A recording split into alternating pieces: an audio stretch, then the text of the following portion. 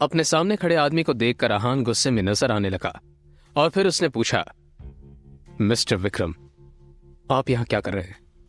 आंखों पर गोल्डन चश्मा लगाया और दिखने में बेहद ही अमीर नजर आने वाले उस शख्स ने आहान की तरफ देखकर कहा, मैं तुम्हें लेने आया हूं यंग मास्टर।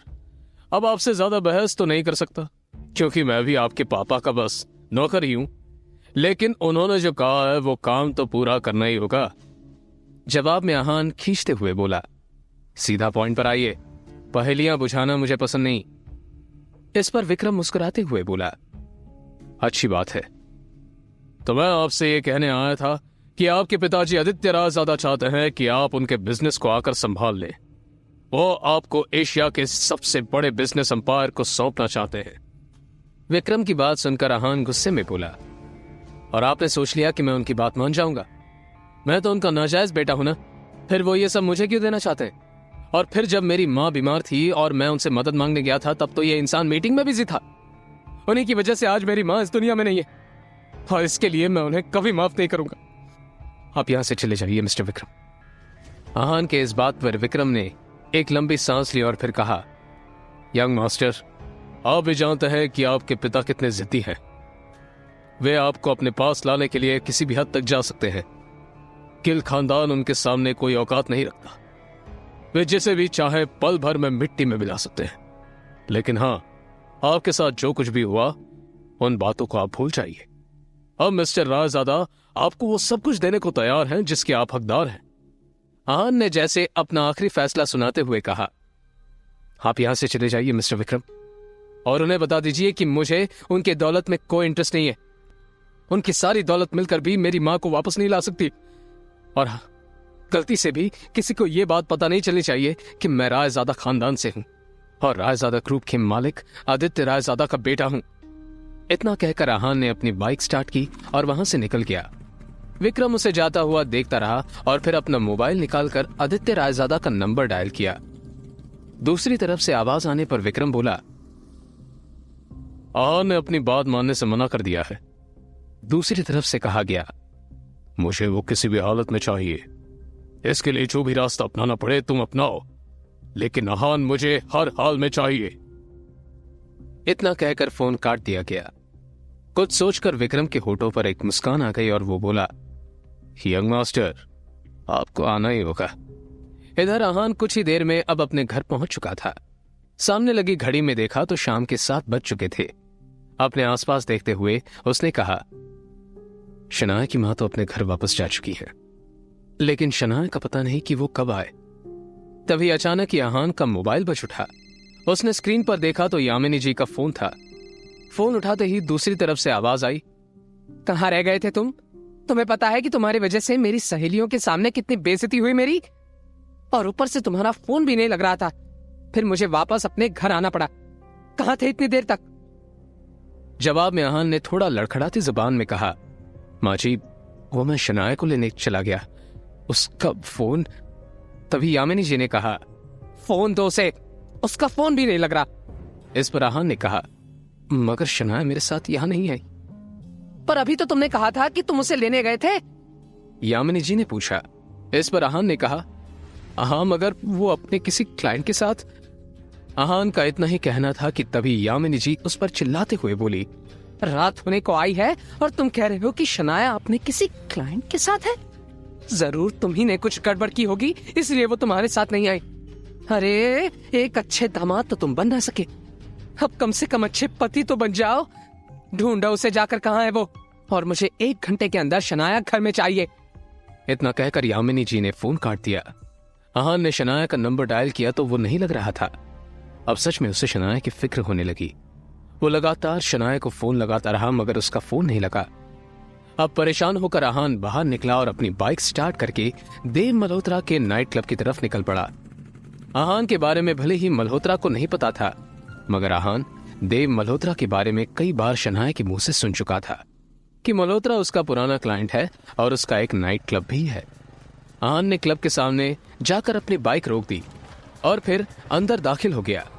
अंदर बेहद ही शोर शराबा था और लोग शराब पीकर नाच रहे थे। आहान ने चारों तरफ नजरें दौड़ाई मगर शनाया उसे कहीं भी नजर नहीं आई।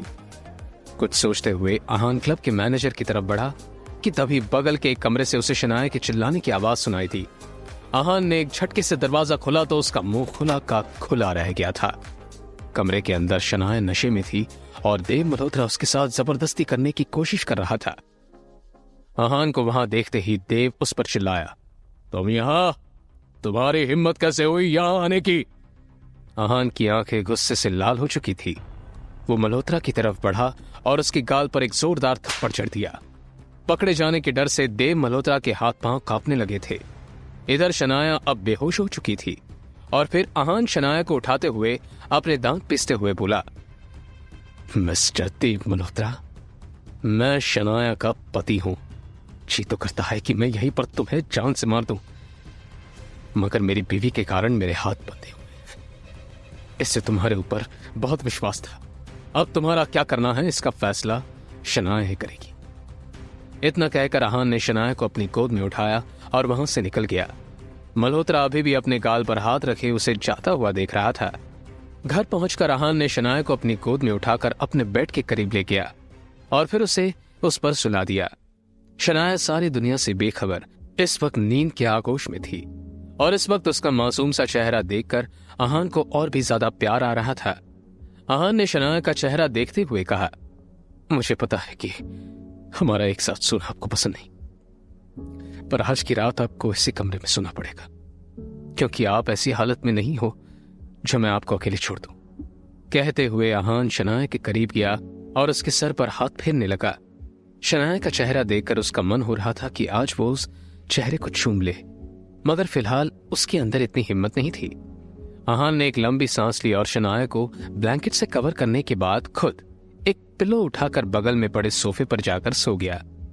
सुबह आहान जल्द ही उठ गया और बाथरूम से बाहर निकलकर अपने कपड़े पहन ही रहा था जब शनाया की आंख खुली। शनाया खुद को आहान के बेड पर देखते ही उस पर चिल्ला पड़ी, आपकी हिम्मत कैसे हुई मुझे अपने साथ सुलाने की? कैसे आई मैं यहाँ?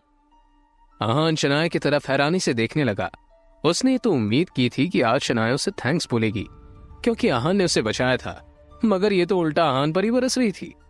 तभी शनाया ने फिर से कहा, आपको पता है ना कि मेरा कमरा अलग है, फिर अपने बेड पर मुझे सुलाने की आपकी हिम्मत कैसे हुई?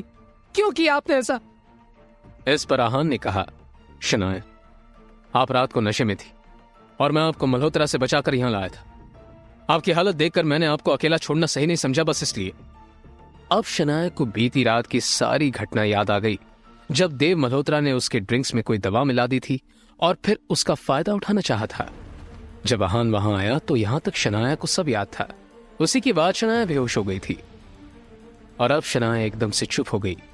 उसे खुद पर गुस्सा आ रहा था, मगर फिर उसने बात को घुमाते हुए कहा, मुझे याद है कि मेरे साथ कल क्या हुआ था, और अगर आप ये समझते हैं कि उसका फायदा उठाकर अब आप मेरे करीब आ सकते हैं तो इसे अपने दिमाग से निकाल दीजिए। शनाया ने इस बात को इस तरह से कहा था कि आहान को हंसी आ गई। वो नजरें घुमाकर अपने कपड़े पहनने में व्यस्त हो गया। तभी शनाया अपनी जगह से उठी और आगे बढ़कर टेबल पर अपना लैपटॉप उठाकर बोली, आपके चक्कर में तो मुझे याद ही नहीं रहा कि कुछ जरूरी काम भी करना था। इस मल्होत्रा का अब तो कुछ करना ही पड़ेगा। मुझे नहीं पता था कि वो इतना घटिया इंसान होगा। कहते हुए शनाया ने अपना लैपटॉप खोला और ईमेल चेक करने लगी। तभी उसे सामने जो दिखा उससे शनाया एकदम से शॉक्ड हो गई। वह हैरानी से ईमेल पढ़ते हुए बोली, ये कैसे हो सकता है? इस ऑफिसर ने मेरे सबसे बड़े ड्रीम प्रोजेक्ट को अप्रूवल देने से मना क्यों कर दिया? तभी अचानक ही शनाया का मोबाइल बजने लगा। उसने स्क्रीन पर देखा तो उसके दादाजी आनंद गिल का कॉल था। गिल कंस्ट्रक्शन कंपनी के बिजनेस से जुड़े सारे अहम फैसले वही लेते थे। शनाया फोन की तरफ ऐसे देखने लगी जैसे अगर उसे उठा लिया तो कयामत ही आ जाएगी। उसे पता था कि बिजनेस से जुड़े फैसले लेने में उसके दादाजी बेहद ही सख्त थे और अगर उसने फोन उठाया तो कुछ बुरा ही सुनने को मिलेगा। आखिर में फिर शनाया ने फोन उठाकर अपने कानों में लगा लिया। कुछ देर तो वो यूं ही दूसरी तरफ से बातें सुनती रही और फिर आखिर में मोबाइल उसके हाथों से छूटकर नीचे गिर गया। वो एकदम से सदमे में आ चुकी थी। आखिर क्या कहा गया फोन की दूसरी तरफ? क्या आहान और शनाया के बीच मिटेंगी दूरियां? जानने के लिए बने रहिए इस कहानी के साथ सिर्फ और सिर्फ पॉकेट एफएम ऐप पर। सीक्रेट अमीरजादा के सारे एपिसोड्स को सुनने के लिए डिस्क्रिप्शन में दी हुई लिंक से डाउनलोड कीजिए पॉकेट FM ऐप।